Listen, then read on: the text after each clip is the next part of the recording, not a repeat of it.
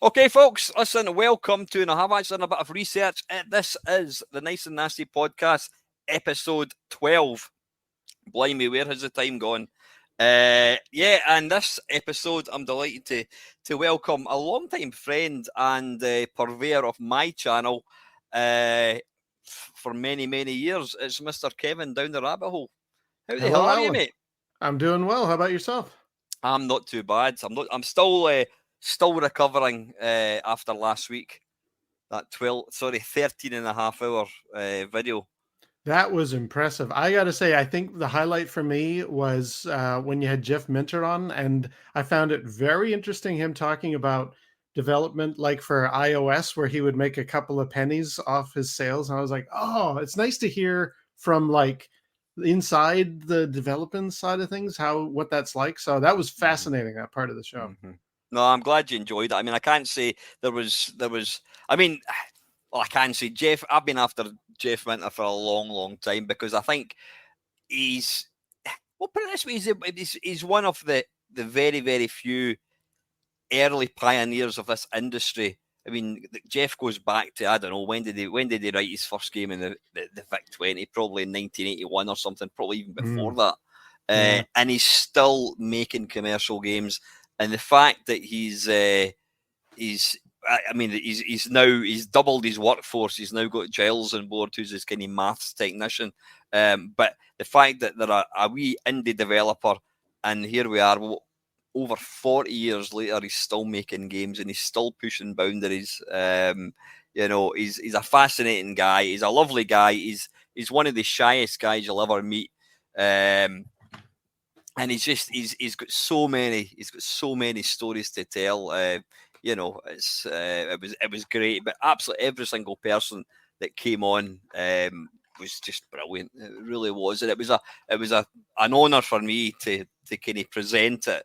And I'm daft chuffed to have done that video, and I can quite honestly say it's been my finest moment on YouTube. If I'm remembered for nothing else, then remember me for that.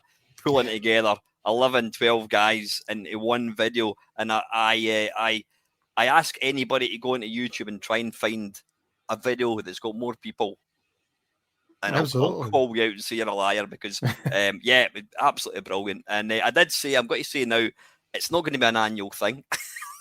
A few people have said, "Oh, same time next year." No, I think it's one of these things. When it started off, I mean, the first one I did in 2020 was fantastic. Lots of really, really entertaining. And then people were saying, "Oh, when are you going to do another 12-hour live stream?" I'll do it at some point. And I thought, well, let's try and do it before Christmas. And then it was just literally going to be me playing games and talking. I thought, then I thought, I'll send out a few. I've got my wee red book of contacts, which each time I do one of these, I'm like, right, Gary Penn knows who I am, Jeff Minter knows who I am. I've got them there. So I pinged out a blanket, copy paste, change the top name. I pinged it out, and lo and behold, I ended up getting about 6 or 7 within the first day saying, "Yeah, we'll do that." Oh, that's great. And it obviously grew arms and legs. And I think, I don't want to say I've topped, or not me. I don't want to say we topped the one in 2020 because that was great. I had other people in it as well. But it was a great day. Everything went according to plan, apart from me. Spoiler, getting beat at the Zap 64 challenge. Though I have to say, I did put up a fighting effort. I mean, it was nip and tuck right to the very end, and then he beat me by 10,000 points. But yeah, there was nothing at all went wrong. No, I couldn't have wished for a thing. And I was talking to Lacosa actually on Friday, and I said that is the only video that I've made that I've actually downloaded and I've got it on my hard disk. So if YouTube was to go, but I've got that one there. I've got it in my podcast as well. So that's good. And I think you raised more money this time, wasn't it? £1,300 or something? It's now. I was checking earlier on. It's just under £1,400. Oh, congratulations. That's incredible. Which is almost 50, well, it's £400 more. And we've still got, hopefully we'll get another few quid. We've got Bill We got those Harbison. baseball caps, you see. That's We've going got to make the they're million. sitting there. We've got 2 baseball caps, 2 of them at 10 quid each. We've also got Bill Harbison, who did the graphics, loading screens for what many consider to be the best ZX Spectrum game, certainly arcade conversion. Chase HQ building all the graphics of that. He's got a signed copy of the Spectrum version. He signed it. And also Batman the movie on the Amiga, which he did the graphics for. So these games are going to be getting put up in an auction. I'll probably put it on like Discord, and then people just put their best bid over the next 7 days, and whoever puts the most money gets them. And Absolutely. also, Paula Moz very kindly donated artwork of Oliver Frey. Looks like a beautiful game, a beautiful book. So still got these to go. So with any luck, we might fall over the £1,500. It would be nice to just get a nice round amount. But whatever happens, awesome, absolutely awesome. For sure. Yeah, no, it was a heck of a lot of fun to watch that, and I did admit I hopped in and out a couple of times, but the people that were on there were really, really interesting, and I'm just glad you got a good amount of money to go for the charities. That's great.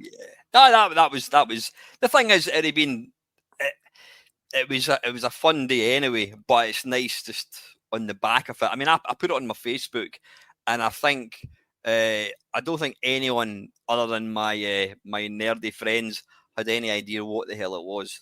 They looked at it and went Mainmeister, and they didn't know what that is. No idea what that was, and had to ping a little private message to my family and says, "Excuse me, guys, what about the charity thing? Oh, what was that you did?" And I told them, and went, "Oh, that's really good."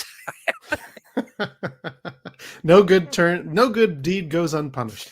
So talking to YouTube, I mean, is your YouTube channel something that you kind of hide? Do you hide it under the carpet from your family and friends, or do a few people kind of know about it? Do they watch? Do they subscribe to your channel? Or? Well, when I first started, I remember thinking to myself, am I just going to do video games? Because there's like a million of those out there. And I thought, well, maybe not. Maybe I'll spread out to a bunch of different topics. And I thought, oh, I know. I'll do some stuff that I think my mom would like to watch. I'll do, I don't know, some food tasting videos or whatever. And honestly, only recently has she started to actually watch my videos. It's like, okay, well, thanks. It's been a few years, but that's nice. But I do get comments from people that I know personally who have been.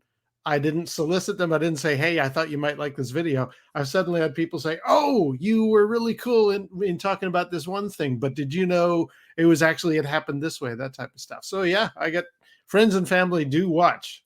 Yeah. Do you kind of share? Do you use social media at all for sharing your YouTube I stuff, or is it? I do. There was many years ago when I was early in YouTube, a wise man called Alan Stewart. He told me you need to get yourself on Twitter and you need to get yourself on Facebook because that's where you get an extended bunch of views. Like you'll get what's on YouTube, and I was kind of like, do I really want to get into that stuff? I guess I have to. And honestly, it's true. Your sage wisdom was well met because I've get a good chunk of video watches just through Facebook as well, which is surprising. No, that's great. I'm glad my former self gave you that sage advice. Yeah, I mean to let you understand, you am I right in thinking how did you come upon my channel? What was I'm always Well, interested to know that. years ago, I was posting on, I think, the Atari Age forum. I was like, I had just started to subscribe to YouTube. I had the YouTube app on my PlayStation 3, and I was like, hey, I've got the classics. I've got like Classic Game Room and all those ones that everybody knows. But I sent out a thing saying, anybody have some really good YouTubers that are outside of the normal sort of things that I would look for? And a lot of people said Steve Benway, check him out, which I Yeah, did. And I love Steve Benway. And because I watched Steve Benway, YouTube was like, well, you might like this fella called Lawn Boys Post 1975. And if you like him, you might like this guy called Mainmeister. And there was one of I think it was, you had attended one of the Blackpool events or something. and you hadn't even started the Friday Waffle yet. You were just sort of talking about stuff I think that Steve Benway had talked about on his Friday Talkie. And I was like, hey, I like this guy. He's got a really nice style to him, very relaxed, my generation of gaming. So that's sort of how you popped up in my feed, and you have remained a stalwart member ever since. Yeah, I think your channel is probably one of the first shout outs that I did. Oh, really? Oh, well, thank you very much. Yeah, I mean, you and I, we've always kind of we've agreed that the shout outs is a thing that kind of doesn't really happen very often, and I think we've kind of discussed it over like videos, etc.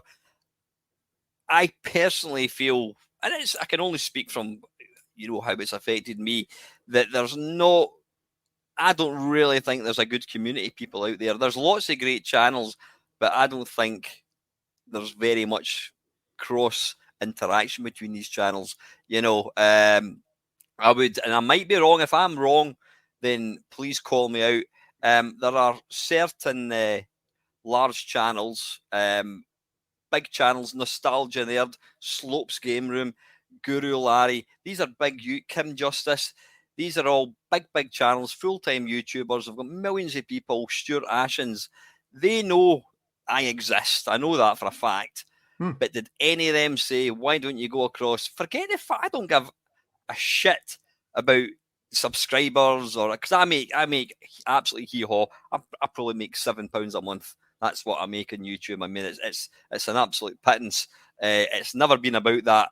But given the fact that, more importantly, there's a video of all these people that if you've got any interest in 8-bit or 16-bit gaming, you're going to want to watch this. Why would you not? It's not about me. It's about these guests, and hopefully, the more I kind of chat to people, I do try and not talk as much. I'm not doing a very good job right now, right enough, but it's all good. Yeah, I'll let these guys talk, and I don't believe any of these. One single one of these channels said, "This guy's doing this. Why don't you go and check it out?" If you have, let me know, and I will issue a humble apology. And that's what I mean about the sort of community. I don't think I really do believe. I was talking to Del Boy actually about this a couple of weeks ago, and he said it's actually more prevalent on like film type channels. It's everybody for themselves. I've been noticing the same thing myself. There does seem to be like a dwindling. It used to be a lot more, here's 10 questions I'd like to ask the community or whatever, and nobody was really jumping to it. I'll tell you somebody who I think would be interesting to get some feedback on that would be Novabug, because I was really loving the Friday foursome that he did for quite a long time. And I noticed he seemed to be losing momentum on that, as he brought it back for a while. And I think it just wasn't getting the views, and he stopped doing it. And I was like, I wonder if that's a sign of like, there just isn't that everybody working together type of thing. Yeah, I took part in these Friday foursome thing, and I always liked that. I mean, we all did that, and it's just something that's quite interesting. But I'm a firm believer that if you're wanting to get anywhere in YouTube, and when I say get anywhere, I mean become known, it's pretty much down to yourself. I do try and shout out, like, I gave Swifto a shout out, I gave Jamie Maxwell a shout out, and it's not because, well, it's twofold. One, it's going to help them get a bit more exposure, and secondly, if I watch something, if I play a video game or whatever, go to see a film in the cinema, I love it, I will tell people, because I thought that was brilliant. I think you might like it, and it's the same with YouTube channels. If I watch something that I think's good, I think you'd quite enjoy it. So that's it's. I don't know what's kind of happened there. I've had a shout out, not quite backfire on me, but like kind of waste my time once. I did a shout out. There was a guy who did some interesting Vectrex gameplay videos, and I thought, oh, there's a good one, and he had a nice style, and he had a very small community in that. And I thought, oh, his name was Jesse Hardesty, and I was like, oh, go and check him out. He does a lot of cool stuff. And he dropped off the face of the earth. Now, maybe something happened to him health-wise, I don't know, but he just stopped making videos. And I thought, oh, that's great. I have just given him a big shout out, and now he's not doing videos anymore. So you just never know sometimes. Cheers for the possible shout out, Kev, but please don't. Exactly. I don't want to go anywhere. So yeah, you started watching my channel. At what point did you start kind of making your own content? It was around. It was not. It was around this time I started watching you, I think, because I had basically started when I got that PlayStation 3 YouTube app and I started subscribing to Steve Benway and yourself and Classic Game Room and all the biggies. I was just like, I'm watching more of YouTube than I am regular television. So I really got into it. And then I started thinking I should maybe do some of this stuff myself because there was a guy who was on Canadian television who was always doing the same content all the time, and I started getting angry, like, why are you talking about this stuff constantly over and over? Like, he kept talking about Batman video games. That seemed to be his thing. And I was like, if I get one more episode about a damn Batman video game, I swear to God, I'm gonna go crazy. So I thought, maybe I should start making these things myself. My wife had said, well, why don't you do it then if you're such an expert? So that got me thinking, yeah, I'll put out a couple of videos and I'll see how this goes. And the rest is history, as they say. Yeah. So how many sort of videos do you put out on average a month? Does it just depend on if you've got stuff to talk about or if you've got the time? Because obviously we've all got real lives, and that's a thing that's impacted my channel a lot. It's very hard, but I mean, I used to listen to, I've got that 1971 computer space machine. Mm-hmm. Mm-hmm. There was a guy who did a podcast years ago. He and his buddy were like, "Oh, hey, we'd like to mention the website you've got for that computer space, and do you mind if we ask you a few questions, that type of thing?" So I started listening to their podcast, and the thing is, I was loving their podcast. I would listen to it all the time on my way to work. It was great, and slowly but surely, the episodes started fading away and dwindling. I think they had that sort of new shiny object syndrome of we like doing this now, but then something else came along and they stopped doing it. And I got so angry and I thought, that must, if you guys are signing up to do a show, you have to put out regular content. I tell you, if I ever had a show, I would make sure I put out content on a regular basis. And then when I started my YouTube channel, I'm like, well, I gotta fulfill my own promise, don't I? So what I try to do, I just try to do at least every 3 or 4 days, put out a video. Yeah. I think that's why my stuff is so scatterbrained, because some of it takes a lot of time to prepare and edit. Anything with a green screen, you got to do all the effects and stuff, but it's easy enough to throw the camera in front of Vectrex as well, so I can at least maintain my momentum with all the random stuff that I do. Yeah, I know you had a chat with Swifto a couple of weeks ago, which I thought was apparently I'm going to be the next guest, but I'm still waiting on the email. We're talking. I don't know why I'm pointing at the camera because Swifto can't see us. But what was I going to say? Yeah, I mean, I completely agree. What's interesting? We're talking about like the sort of the good old days, sort of like when we're talking about sort of mid 2010s. Last started in 2013. We could probably rhyme off about a dozen like sort of UK based channels, not even just UK based yourself. And there was like Return to Gaming with Dean, who in fact, if Dean's listening to this, Dean, I hope you're still getting better. Dean's had a lot of health problems. I used to listen to Dean all the time. He had a great channel. He still does have a channel, but obviously, he's got other more important things to worry about. But a lot of the channels that I listened to in the early days have dropped off, and I think it's like anything, especially YouTube, especially a platform where it's primarily your voice rather than gameplay. I mean, there's people who put out, and I personally find them extremely dull, people that put out gameplay videos and all you can see is the screen, and you put the volume up and you realise that he's not actually going to talk. There's no talking, and I would sooner I'll just fall asleep listening to something like that. But you and I, for our sins, have managed to kind of, I wouldn't say stay relevant, but we've managed to keep it going. I mean, you have got probably, if I'm a bag of chips and a smoked sausage supper, then you're this proverbial world banquet. You've just got all kinds of food. There's something for everybody. You're not just video games. You do some ridiculous entertaining games. You had to let me finish there. Games, videos where you're eating food and you've done stuff. You've filmed on location. This is the forest in Star Wars or whatever it was, Return of the Jedi, and you're always mixing. And I've said that to you before. I think you are a frustrated actor. I think have you ever done actually any acting of any kind at all? I did in high school. Yeah. That was what I wanted to do when I was a kid. I was just like, oh, hey diddly dee, the actor's life for me. I'm definitely going to get into that. But then sort of realities started to hit, and I was just like, oh, but there's that you actually need food to survive thing as well. So maybe I'll just acting in myself kind of passed like ships in the night. But the nice thing with YouTube is it allows me to channel all that creative acting energy into something, and I don't have to be, I don't have to. What's the word I'm looking for?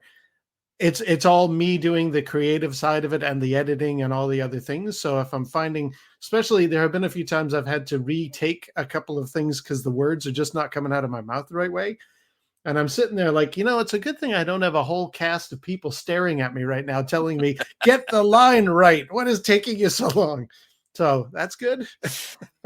Does Mrs. Rabbit Hole, does she help out with filming? She must do at times. She did. Yeah. I mean, definitely anything where you see me on a location somewhere, she's the one holding the camera. When we did Norway and we went to the ice planet of Hoth from The Empire Strikes Back, there were many a time I would be rolling around in the snow and she'd be standing there and she's got this giant puffy jacket and all I would see is like this sort of alien form holding a camera and I'd be like doing my thing and pretending I'm riding a tauntaun or whatever, and she'd be there. She's the trooper behind the scenes. Behind every strong man, eh? Yeah. Exactly. Awesome. So what was I going to say there? I've completely lost my train of thought.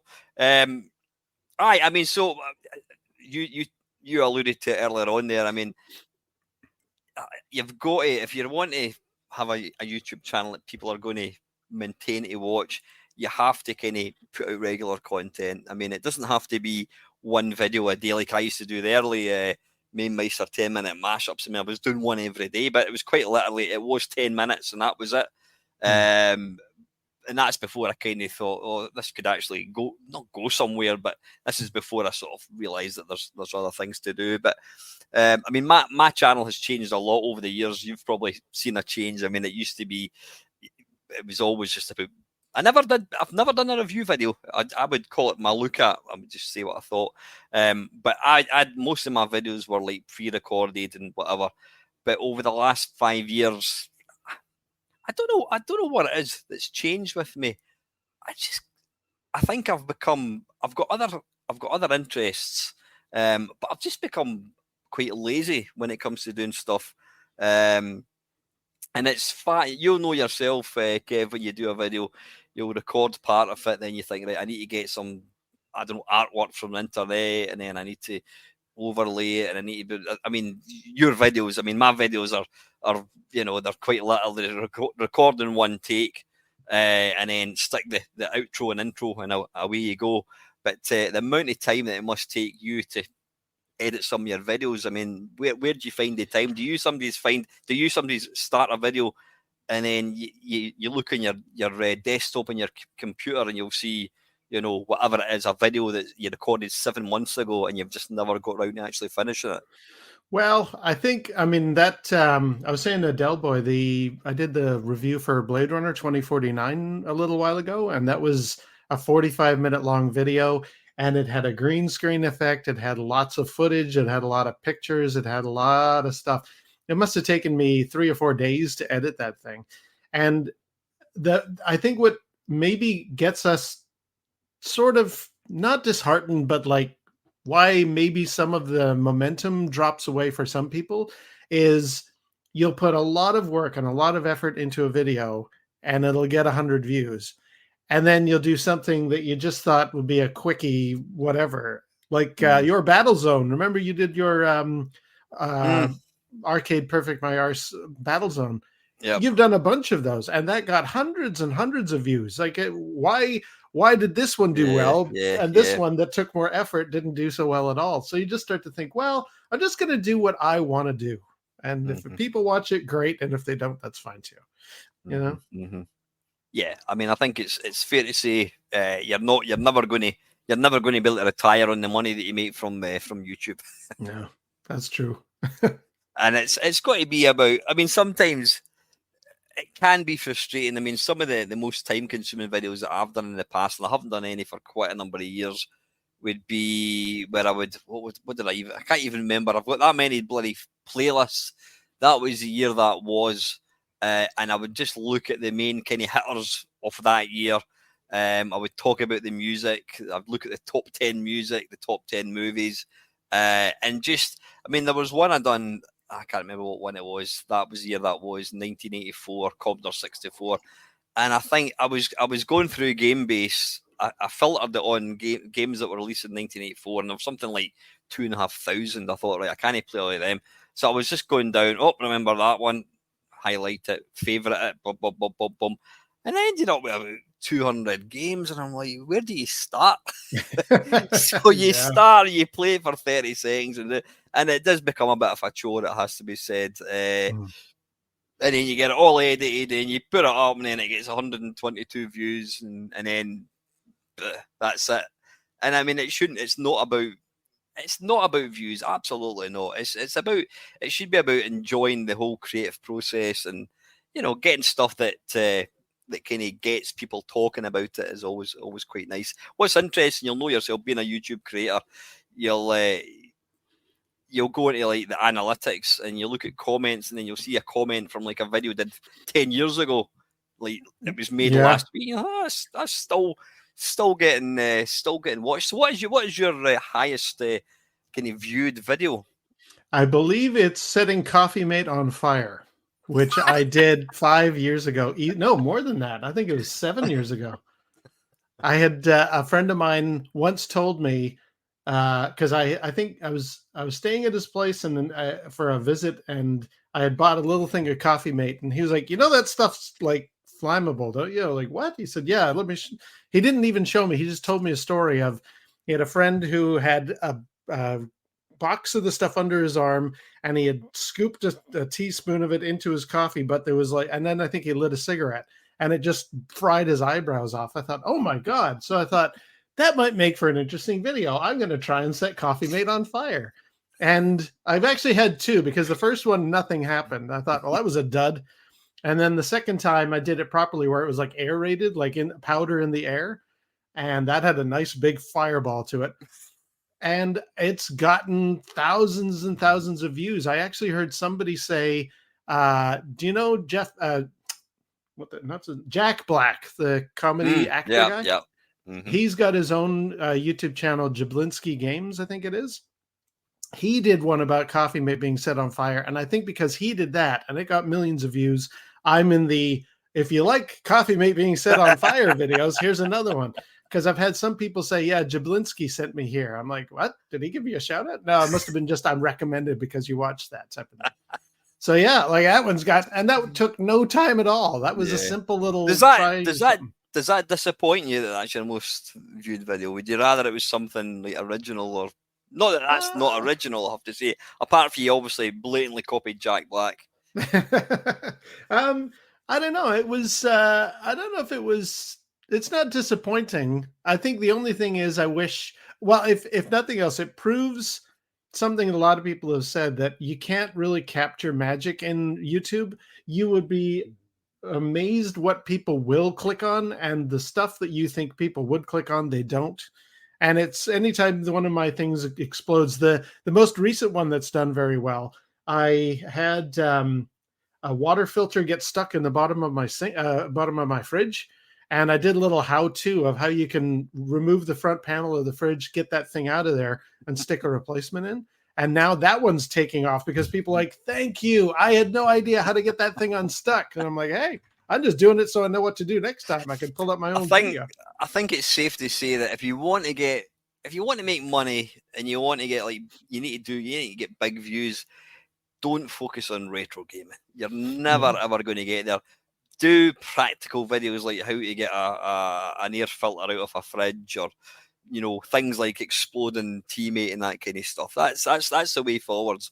Yeah. I mean, my highest viewed video was just showing off a Commodore 64 demo, which is nothing that I've done, and it's interesting that it gets so many views. I mean, it's always my highest rated video every month. Top last 28 days. That's always the one that gets 5,000 views. But that's not anything that I've done. That's merely showcasing somebody else's stuff. One video that I did do, and it's completely original, and it does pretty well, is my evolution of the Commodore 64 tape loader, where I kind of showed off the various kind of incarnations of tape loaders.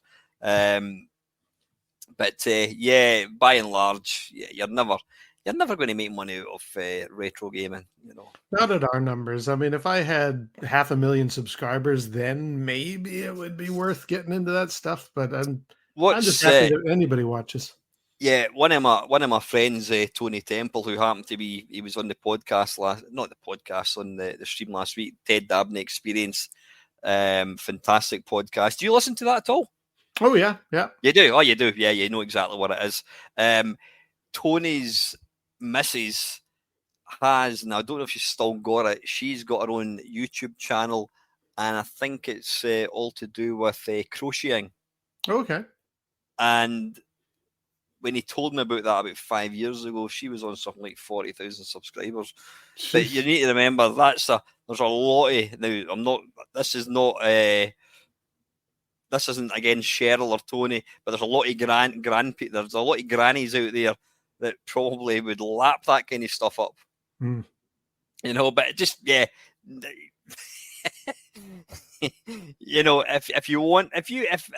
it's all about making money and getting views, then pick something that people are going to want to watch. But then the problem you've got is you've got to be passionate about it. You can't, you and I could wax lyrical about the latest Call of Duty game, but I would have to be Googling, I better talk about that. And ultimately, I would fall asleep playing about watching that or recording it. It's got to be something. Ask me about a Commodore 64 game or the early Spectrum, then I can talk for hours. But ask me about the latest blockbuster, and I'll be like, what? Exactly. So anyway, listen, time is marching on. So let's get to the meat and bones of this podcast. As you know, I asked my guest if, put in the scenario, he's getting sent to a desert island, he's getting put into prison, whatever, he's getting sent away, he's only ever going to be able to play 3 video games until he dies or she dies, whoever it is. Wi-Fi is fine. If it's a multiplayer, there are other people playing it. So if it's a multiplayer game, you've got other people to play against. It can be arcade, it can be Spectrum, it can be PlayStation 5, it could be VR, it could be anything at all, as long as it's kind of video game based. So ask him to pick 3 games that he would take to said prison, desert island. And on the flip side, what 3 games are so bad, they annoy the hell out of you, you just don't like them, and they should never have. You might have actually liked it, but in retrospect, you think, nah, I wish that game was erased from history. So over to yourself, Mr. Kevin. Game number 1. What game would you take to the desert island, and why? Well, I was thinking about this was hard actually. And I decided, okay, I recently did a video about like what is my favorite video game of all time, and technically there are kind of 3 of them, but not all of those are going to make this cut. In fact, the first one I thought of, so what I generally answer as my favorite video game of all time is Adventure for the Atari 2600. And I was thinking, well, surely that would be one I would take to the desert island, my favorite video game of all time, obviously. But the more I thought about it, I was like, but it's very rudimentary. I mean, it's a little bit like asking somebody who collects cars, do you have a Model T Ford in your collection? Like, are you going to go with that as that kind of thing? And I thought, I mean, I love adventure, but I don't know for the rest of my life, could it maintain some momentum. So I thought to myself, there was actually a sequel done for Adventure that came out. Those little Atari flashback things, the sort of plug and play. You can play about 100 games that come on this console. They released a ROM, or they put on that game on that console a ROM called Adventure 2, and it's adventure. Like, it's got the standard dragons that look like ducks, and it's got the usual sort of layout and stuff, but it's an expanded version, and it's got a huge world, and it has legs. It's the sort of game. I was actually, in preparation for this video, I was playing it recently just to see, could I be playing this for the rest of my life? And the answer is yes. And so my first one is going to be Adventure 2, specifically that one. I think there's another one also called Adventure 2 that the homebrew community came out with. So I'll say the Adventure 2, for anybody who knows these games, the one where the dragons still look the classic way, and it's got like a red castle and a green castle and a blue castle. It's that version of Adventure 2. That one would definitely be one of the games I would take with me to my desert island. And does that run on the Atari 2600? Yeah. You could stick that ROM on a cartridge and put it into a classic machine, and it would play. And it's really huge. Like, it's got all the standard stuff, the same equipment, the bridge, the magnet, the sword, the bat, and the same three dragons. But it's just, the world is immense. I don't know if the ROM size is bigger, but it's incredible.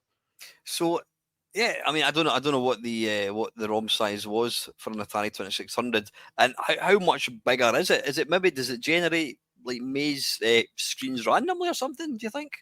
No, because it's definitely always the same layout. And in fact, what I find really strange compared to the first Adventure original, in the third option where things are randomly placed, with this one, with Adventure 2, when you choose to have the stuff randomly placed, which it does do, it has certain things always in the same spots. Like, you'll go and find the yellow key to get into the yellow castle at the beginning of the game. And every time you open the yellow castle, the green key is inside that to get into the green castle, because you kind of need to get that to happen before you can go to the rest of the giant world. So there are certain things that are scripted, for lack of a better description, but the rest of the thing, it has random placement everywhere, and it's just enormous. And I was just like, this is like, I could play that game for half an hour sometimes, which I thought, for something as rudimentary as an Atari 2600 game, that's very impressive. And do you not think you'd get bored of it if that was your only game, or is it so vast that it's going to be, you can be playing it in years to come? Do you think? I think I'd get a little bored, but it would be that sort of, wouldn't you want your favorite game with you in your final days on your desert island? For that reason, yeah, I would play it also for nostalgia reasons. How far have you got in it? I've finished it multiple times. It's that kind of thing. It's you go around and you can randomly pick up the stuff, and sometimes everything will be very close to where you start, and you just pick it up and you finish the game and you're done in 5 minutes. And other times, I think last time I played it yesterday, just in preparation for this video, I thought to myself, I have to stop because I've been at it for over half an hour and dinner is coming up pretty soon, so I need to finish. So, but it's a big game. It's interesting that we all have games that we've completed multiple times, even me. And it's like your favorite film. It's like my Planes, Trains and Automobiles. Anytime I want to watch a film and I think I can't, I'm going to put Planes, Trains and Automobiles on. And it's the same. I mean, Resident Evil 4, I have completed. I've lost count the number of times I've completed that game, and it's just my go-to game. It's such a fantastic experience. Well, yeah, no, listen, absolutely no qualms in that one. So that was your game number one. What would game number two be? So game number two is almost the opposite, in that it's a game I have tried playing a few times and I'm not very good at it. And you're definitely locked into exactly the same game over and over and over again. It would be very repetitive, but I would really like it. And I'd always thought, if anybody ever asks me the desert island question, what would I put on it? This would be one of them. So clearly this is the answer here. I've never been very good at Street Fighter. I love the game from a distance, and I love Chun-Li is like my main character, so that is who I would always go for. But I'm not actually that great at it. You know, I've been at parties where people have got some retro games playing in the background, and I've wiped the floor with whoever is at the party with me. I'm okay in that regard, but I'm not. I went to the Portland Retro Gaming Expo and tried out one of the arcade one-up Street Fighter machines, and a guy put, you know, he fired up Ryu beside me, and he just decimated me. And I thought, yeah, I'm actually not very good at Street Fighter. So it would be nice to have as an ongoing challenge to myself, something to get better at on this desert island. I'd like a Street Fighter with me so that I can learn the ropes and I can actually improve my skills and get good at it. Now, which Street Fighter is the big question, because the classic is good, but surely if, as you say, we've got online multiplayer, I should go with one that has an online multiplayer component, because just playing against the AI all the time will be kind of dull. I settled on Street Fighter 5, not Street Fighter 6, which is the most recent and has some very good features. I haven't actually got that one yet, but it has some very good things about it. However, for me, the representation of Chun-Li that is in Street Fighter 5 kind of nailed the aesthetic for me. Like, I didn't like how she appeared in Street Fighter 4. I've always talked about how she's very she's got these man hands, these big burly footballers body legs, and I mean the legs have always been that way, but like she doesn't look right in Street Fighter 4. I appreciate in Street Fighter 6, the new one, that they've gone into more, well, at least now she finally looks like she's from China, which is an excellent thing. I'm very glad that representation is there, because she's never really been, as a character, that well defined in that regard. But I've watched a few gameplays, and there's something about the animation they've done for her now where she moves a bit spidery and weird, and I'm not really on board that. I thought, well, Street Fighter 5 kind of had exactly the right look for Chun-Li that I've always liked. And it's got a good online multiplayer component. And I thought, yeah, there's number 2. I want to spend, now my wife would be angry to hear that I want to spend my days in my desert island with Chun-Li. But as far as a game is concerned, I would like to be able to have the challenge of Street Fighter, something I could improve with over time. And that's why that one is on my list. So Street Fighter 5 would be my number 2 choice. Mm-hmm. No, I think actually, without spoiling it for anyone that's not listened to any of these, I think that's possibly the first beat 'em up that's been picked. No, I mean, there's one of the guys, one of my mates, Andrew Lowe, is an absolute. If you think Charlie Farr is good at games, then Andrew Lowe is just as good. I think Charlie might even say that Andrew Lowe is slightly more not gifted, more natural ability. I think Charlie is fantastic at games. You don't become the world record holder at Galaxian and not be good at games. But Andy Lowe is just this ninja. I've played him. I've seen him play Street Fighter 2. I've played him at FIFA. You know, he's never played it before. He picks up the gamepad and he beats you 15-0. It's just like he just picks up every game possible. And I've seen him playing Street Fighter 2, and there's a classic video on YouTube. Don't go and look at it just now. In fact, you can, because this is a podcast, so you can watch it whilst listening to this. There's a video of, it was in Japan. I mean, Street Fighter is still a massive kind of online sport, and I think it was Street Fighter 2. I don't know what version it was, and there's a video of a guy. I can't remember what character he's playing. We'll see he's playing Ken, and the other guy I think is Chung Lai.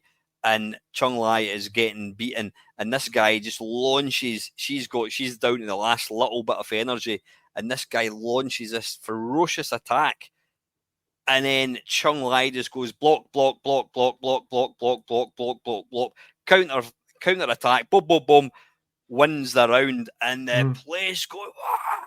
The place absolutely erupts, and then the guy that recorded the video shows it in slow motion. And it's when you actually understand that each one of these blocks isn't just somebody mashing the buttons, it's actually somebody physically going boom, boom, physically blocking it. I'm completely with you. I don't play these beat 'em ups because I'm not good at them. I'm just like mash buttons, but it's like handing somebody a guitar. Anybody can go strum a guitar or tinkle a keyboard, but actually getting good at it, it's like an art form playing these games. And yeah, I think that's a great choice because obviously you get to a certain level, you'll be able to perfect every single opponent in the game. Yeah. And then obviously you've got the whole online as well. And if you're lucky, Andrew Lowe and Charlie Farrell will be kicking about, and you can hone your skills against these guys. So. Like I say, it would be a very repetitive experience, but it's the kind of thing I could start to improve my skills at it. Mm-hmm. Is there any particular reason why you picked like Street Fighter franchise over King of Fighters or Mortal Kombat? Or... Street Fighter's got the longest history. My friend Alan used to always play Dalzim, who's the sort of East Indian fellow who's like the yoga master, whatever. Yep. And I was always Chun-Li, and it was just that was the 90s for us, is playing Street Fighter and doing that. I know Mortal Kombat was out there and the King of Fighters and all that stuff, but there's Street Fighter's got the history for us and for me, so that would definitely be the one to put in that list. Yeah. Nope. Great choice. And finally, game number 3, Kev, what would it be? Game number 3 is from my video about my favorite video game of all time, because this is a modern one. And I was in my video saying, can a modern game dethrone my favorite Atari game of all time? But yeah, it's on the docket. And that is No Man's Sky. That game has a huge number of galaxies that you can explore. Like, if I'm stuck on a desert island, I've got a game now that keeps me going. And in fact, I've got a real world sample to explain this fascination. Also, I play it in VR, and on PlayStation VR, No Man's Sky is incredible. Like, just flying, walking across a desert, getting into a spaceship, flying up into a space station, the sense of scale that you get. There have been times I play No Man's Sky and I'm bewildered at the size of the universe. And this is a fictional one that somebody invented, but it's just incredible. And the reason that it would be so good, especially in a desert island locked away scenario, is just a couple of years ago, thanks to COVID, we were all locked away for a long time. And I remember many people commenting online and stuff like that. I'm feeling so separated and so stir crazy in my house. I don't know what I'm going to do. I'm going nuts here. And I'd be thinking, what are you talking about? Yesterday, I was on an alien desert trying to find a little trinket. And then I scaled up the side of this Arctic mountain. And then I was down in a cave system with some of my buddies. What are you talking about? Locked away, getting stir crazy? No, No Man's Sky is the answer to your dreams. Like, it seriously got me through COVID, because I was exploring all of these worlds. I was building things. I was talking to people. I was doing an entire immense adventure. And so, yeah, definitely I would put No Man's Sky as my third game for the list. Yeah. Just Andy Lowe, his one of his games, in fact, I think Bill Harbison picked it as well, was the latest Zelda game.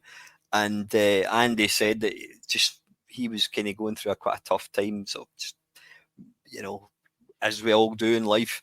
And this Zelda game, just being in these fictional worlds and you can just almost detach yourself from reality for a couple of hours. But I was exactly the same when people are talking about like lockdown and what have you. And I laugh when you see people on Facebook, they'll go, "I'm bored."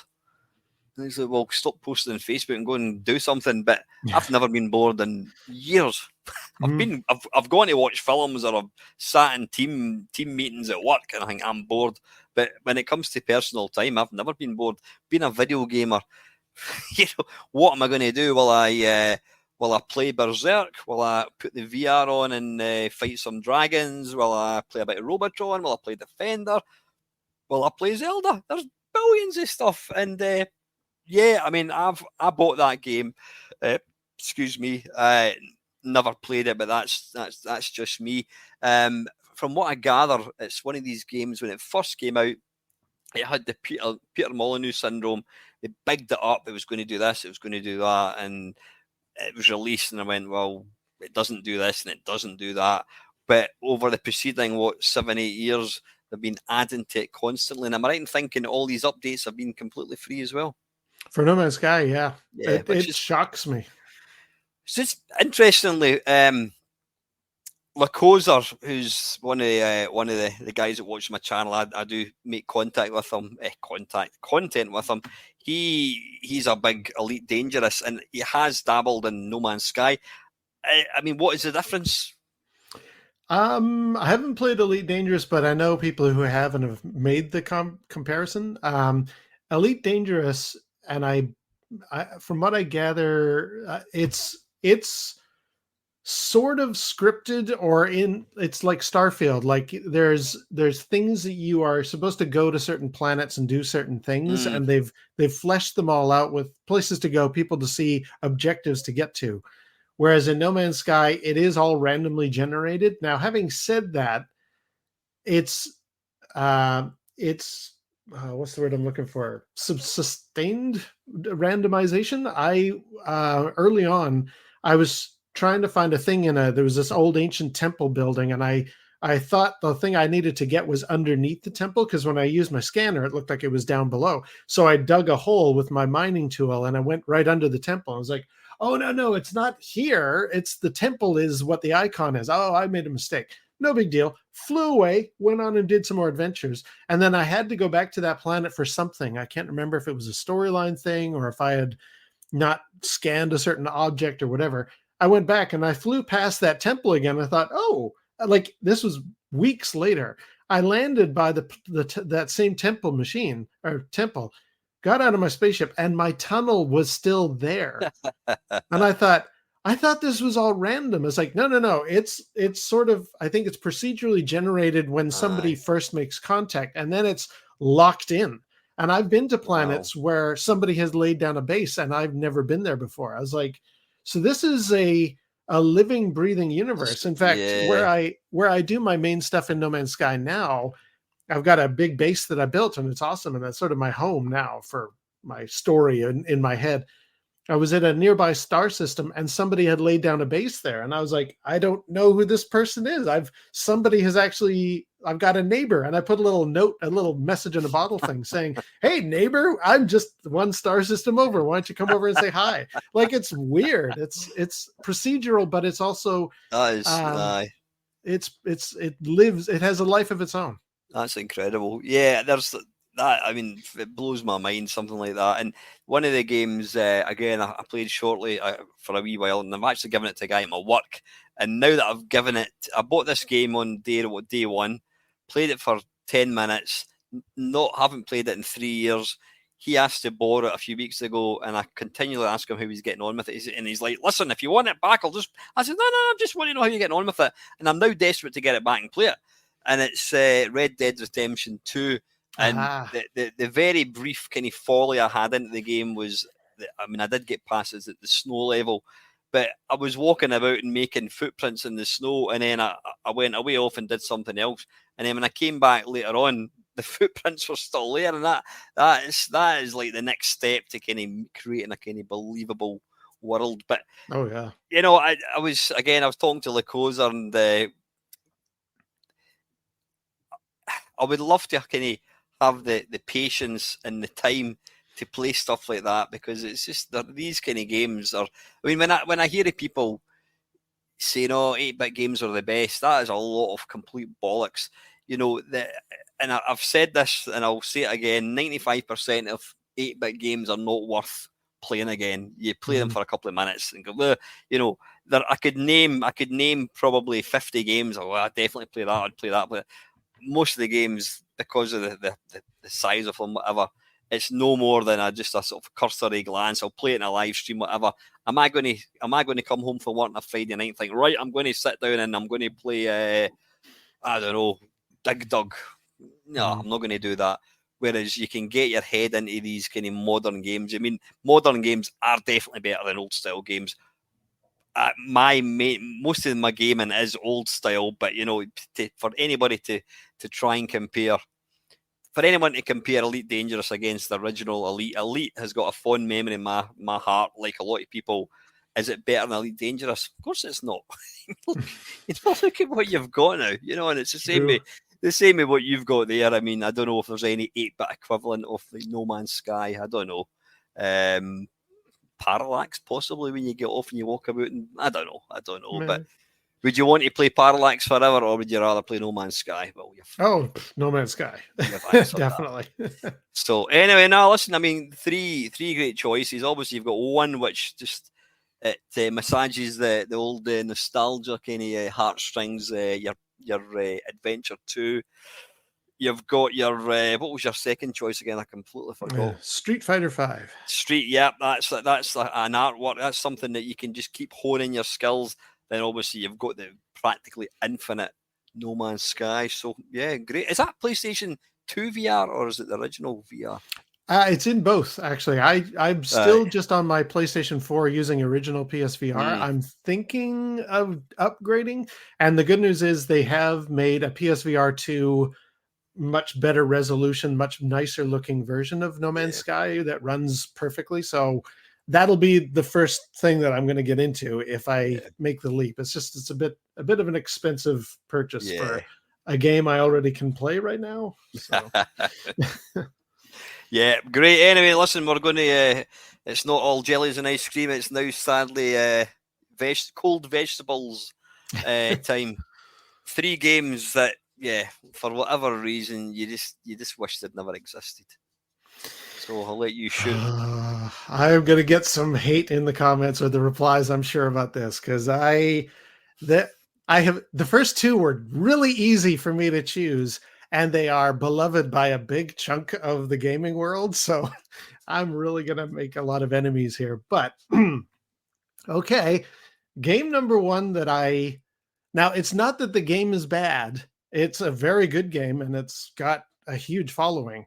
It's more what it represents or what it did to the gaming industry that I would like, if possible, for it to be erased forever. And that is Super Mario Brothers for the NES. I know that game has people who love the heck out of it and would just go and I see it anytime I go to an event. There it is, whether it's on a T-shirt or a lunchbox or somebody's playing it on a TV in the corner. Super Mario Brothers has a huge following, and I remember. Go ahead. So can I just ask you, Kev? Is that the one where it's on the single screen and you've got the tortoises coming along the top and you flip them, or is it the one you run along and get to the next level on the NES type? The NES one, yeah. Super Mario Brothers, yeah. The one you're thinking of, the first one is Mario Brothers, the arcade game. Which I didn't mind. I thought that was a neat, interesting little platforming game and stuff. But no, Super Mario Brothers, the NES one. And I have played it, and it's not that the game is all that bad. Although, to be honest, I find it's a bit slippery. I'm always falling off. I mean, due to the way Mario doesn't stop on a dime, he kind of drifts a little bit. I find that momentum is designed for people who really know how to make that work and can enjoy it, but I didn't warm to it. But for me, the thing that I don't like about Super Mario Brothers, and just the Mario Brothers universe in general, was I was living in the UK from like 86 to 90, and unbeknownst to me back here in North America, Super Mario Brothers was taking over the world and was this huge phenomenon. So when I came back here in 1990, full of, ZX Spectrum games and, Chucky Egg and China Miner, I came back to North America and it was like everybody was gaga for Super Mario Brothers and the NES. I was like, really? The guy from Donkey Kong? He's become the big mascot? I did a Friday foursome once for Novabug where it was like the big surprises. And that was one of my big surprises. I came back here thinking it's a little bit like, imagine an alternate universe where you come back and Mr. Do, the clown, is the big mascot of gaming. I was like, really? That guy? I don't understand. And the Super Mario Brothers game and all of its sort of shtick, it was, it felt to me like Nintendo was saying to the world, well, we all know video games are aimed at children. This is a little child's toy thing. It's only meant for babies and infants to enjoy. And as an Atari guy who grew up, with Space Invaders and adventure and all that kind of stuff, I was like, no, no, no, no, no. We're here to fight dragons and to kill aliens. What's all this dancing and jumping around on mushrooms and rainbows?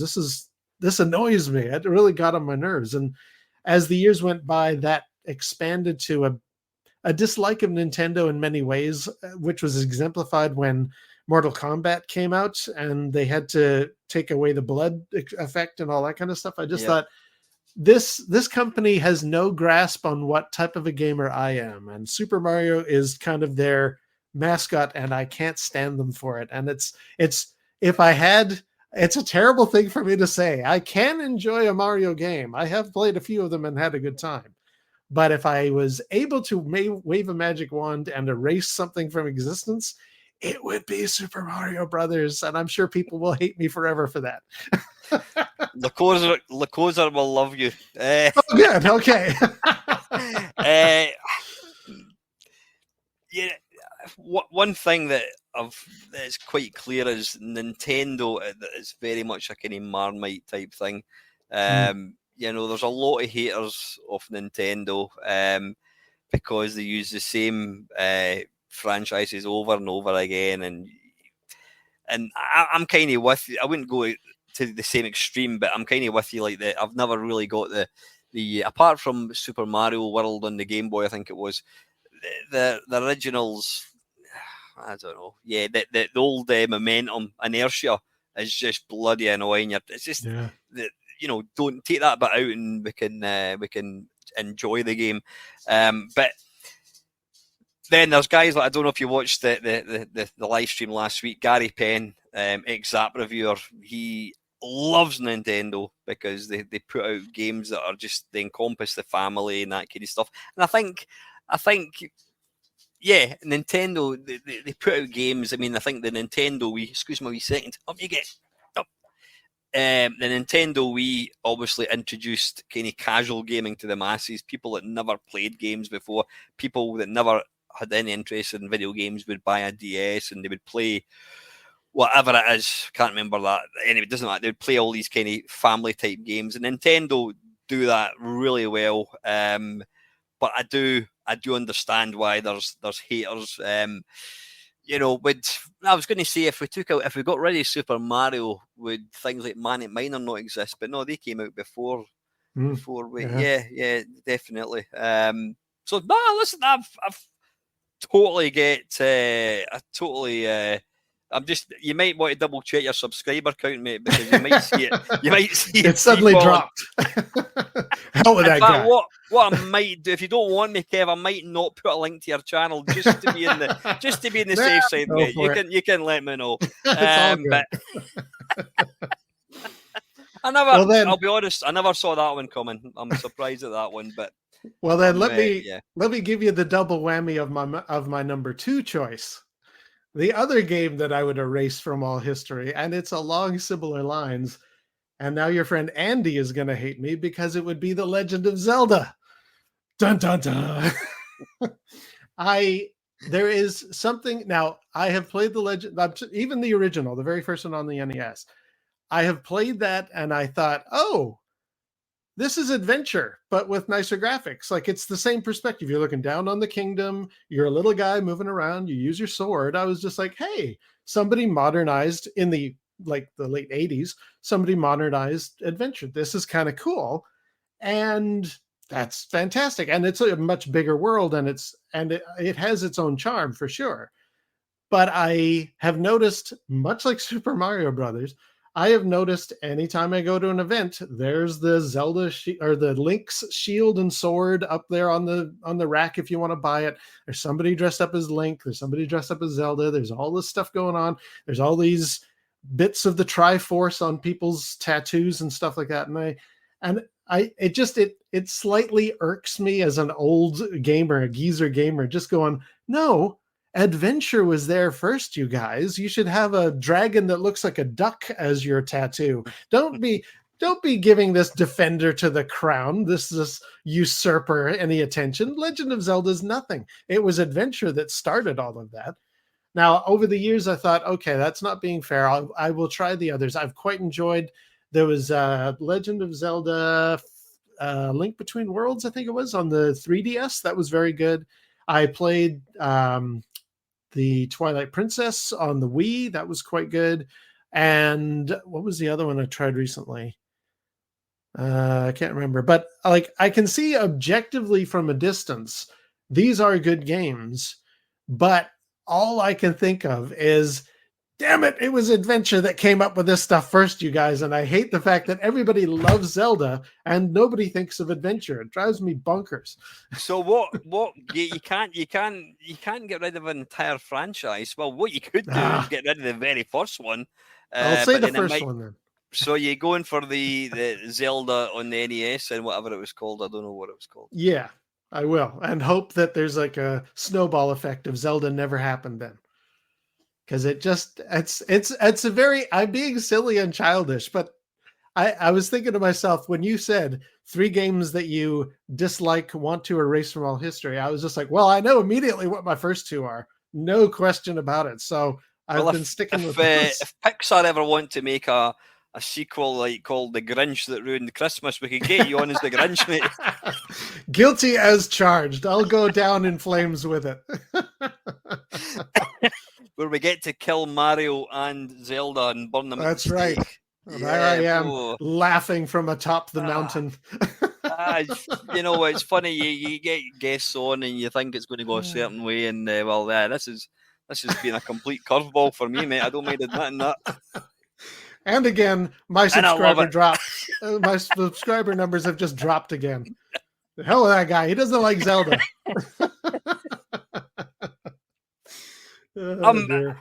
I honestly can't think it's going to get. I wouldn't say any worse. I can't. I mean, you've silenced me, mate. Yeah. I've opened up game number 3. You're going to tell me you want Kirby bloody tied to the stake next. Oh, dearie me. Luckily, number 3 is a very tame, very small, unimportant game in the list. And this one was very hard for me to choose because I was sitting there like, there are lots of games that are annoying. I just don't play them. Or I've already done 2 major choices that would, I hope, change the entire video game landscape. So I can't think of a third. For example, I don't want to pick on Metroid because I quite like Metroid, so I'm not going to do that. No more Nintendo bashing from me. That's it from that perspective. And I just thought, like, there's a lot of games that I don't really like, but then I just don't play them. Like, it's hard to come up with ones that I dislike the same way I dislike those first 2. So what I eventually ended up choosing, and this is on a very personal, just me story level. It's an Atari 2600 game, and it was one that I bought with I had saved up my pocket money, and we're talking the late 70s when it was very hard to get any money together at all because it was pocket money. And secondly, the value of the dollar was a lot higher back then. I went into the store that sold Atari games, and I had enough money for one Atari game, and I looked around on the shelves, and I can't remember what I was looking for, but I don't think they had it in stock. So I thought, well, I've made my way here. I'm going to get an Atari game. And I picked up this baseball game called Home Run, which was $40 Canadian in 1979. And I've run the numbers. I think that's like worth $150 in present money. Like, we're talking very expensive.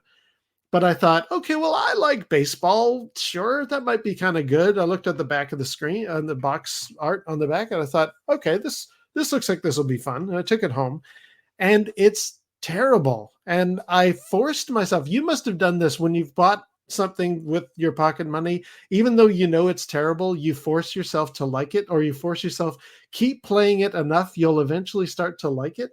And I tried and I tried and I tried. And eventually I got more games in my collection. So I didn't have to prove to myself that was a worthwhile purchase. And I hate that game now with a passion. I've actually got it. I bought it at an event recently for $2 just to bring it full circle and go. Something that cost me 150 one day. It now cost me 2, and it's sitting on a shelf as one of my hated games of all time. I So think considering your teammate video garnered such high reviews, I think you need to do one where you smash it with a mallet. I might do that for only $2. I think it deserves it. Yeah, I will. It'll be a bit of exorcism. And have it obviously slow motion, so we see all the kind of fragments. Yeah, I mean that's a prime example of a game that, you know, it cost so much, it promised so much, and then when you absolutely got back, the game turned out to be complete wank, and then you couldn't take it back and get your money back. Yeah, and you know, back then we didn't think that it was possible. Like, it was sold in the same kind of store that had board games like backgammon and playing cards and stuff. And I remember thinking to myself, well, how can this be a bad game? They don't sell bad board games. I mean, maybe they do. I don't know. But certainly back then, you go to a game store to buy a game, you're assuming it's of a certain quality. There's no such thing as a bad video game, I thought back then.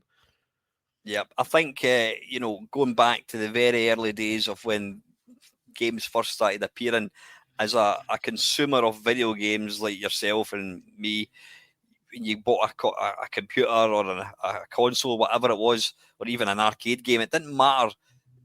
It was new technology, and you bought everything. Oh, this is going to be great. It's going to be like Space Invaders.